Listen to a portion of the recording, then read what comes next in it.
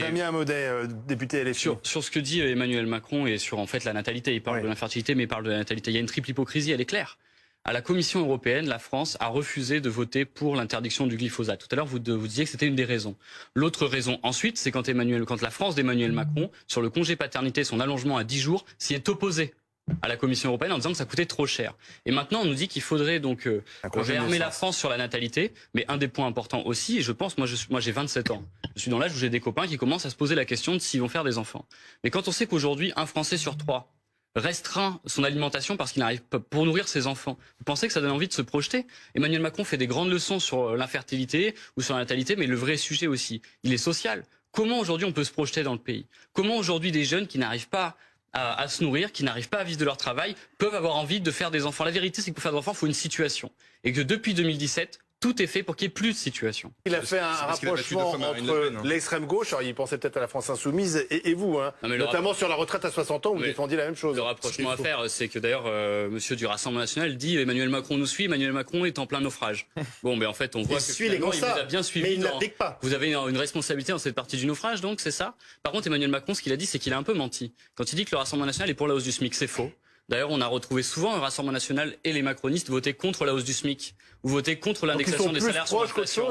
Mais en vérité, sur l'économique, quand on retrouve Renaissance et Rassemblement National, il y a des liens évidents. En tout cas, ils savent s'allier pour voter contre le blocage des prix, pour voter contre la hausse du SMIC, pour voter contre l'indexation des salaires sur l'inflation. Vous pouvez me regarder avec... Ils n'ont pas voté le budget sur la retraite. Ce sont sur les votes. Sur la retraite, il y a un désaccord. Et sur la retraite, je ne crois pas que le Rassemblement National soit pour la retraite. Ils sont pour la retraite, ils disaient aux 62 ans, mais surtout quand nous, on a fait des amendements pour que le budget de la sécurité sociale soit renforcé, le Rassemblement National a dit non. C'est-à-dire qu'ils nous proposent... Donc ils avancent main dans la main, Renaissance et Rassemblement National. En tout cas, ce qui est sûr, c'est que pour Emmanuel Macron, le Rassemblement National est une sorte d'alibi, ou en tout cas il peut aller taper dessus comme ça lui évite comme hier de parler des actionnaires et des plus 100% de dividendes pour les actionnaires, de parler des 500 fortunes de notre pays, ça tombe bien, personne ne posait la question. Multiplié par 10 aussi, les dividendes ont augmenté 10 fois plus vite que les salaires. Ça on n'en parle pas parce qu'ils préfèrent se taper dessus avec le Rassemblement National plutôt que de parler des vrais sujets. Il faut regarder ce qui s'est passé chez nos voisins. Et quand Mélanie dit il y aura plus d'immigration, et un an plus tard elle dit en fait je vais faire la même chose qu'Emmanuel Macron et me ranger à ces mesures parce que c'est ça qui est efficace. C'est la preuve du mensonge de Marine Le Pen. Vous les recopiez. Alors justement, mais non, mais si, c'est l'évidence.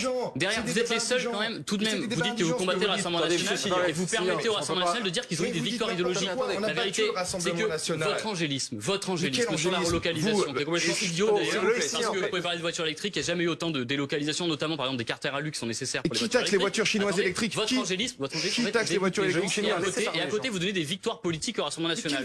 Vous envoyez des signaux parce qu'en fait, essayez de qualifier le Hamas de la bonne manière et ensuite on verra qui gagnera aujourd'hui la Macronie, c'est d'avoir un second tour. S'il vous plaît, vous voulez un second tour face au Rassemblement National, c'est votre seule chance de gagner. Et ensuite vous donnez c'est ça votre argument. Votre argument, vous reprenez la loi immigration du Rassemblement National. Vous êtes un carburant au Rassemblement Emmanuel Macron, National. quand il a commencé son premier mandat, disait justement que le Rassemblement National n'aurait plus aucune raison de voter Rassemblement National. Vous êtes un carburant, c'est vous leur avez offert 2 seconds tours. Ils prennent votre programme. Alors Loïc Signor, Damien Maudet. Est-ce que vous voyez quand même un clin d'œil fait une partie d'un électorat en tout cas, moi, je partage pas je dirais sans que ce soit péjoratif cette naïveté sur le sujet. Moi, je pense que vraiment Emmanuel Macron, c'est un grand naïf. Non, mais sans que le drapeau bleu blanc rouge, il est pas à tout le monde. Ah bah si, il a tout le monde. Ah bah voilà. Ah bah attendez, on va pas reprocher à Emmanuel Macron d'avoir un drapeau blanc. Et la langue française, c'est pareil. Non, mais c'est évident. Mais sur le pour que la France reste la France, on sait que c'était le grand slogan, que Éric Zemmour voulait absolument poser ou que Éric Ciotti voulait poser. Et ça revient sur la séquence que nous avons eue tout à l'heure. Moi, je pense que c'est pas un clin d'œil, c'est une invitation à aller parler encore à nouveau de l'extrême droite, parce que le seul désir d'Emmanuel Macron, c'est qu'on ne parle que d'eux pour n'avoir que l'extrême droite face à lui, une sorte de duo, et pour que sur les élections, il ait toujours ses chances de gagner. Qu'est-ce qui vous dérange pour que la France reste la France? Moi, ce qui me dérange, pas qu'elle reste la France?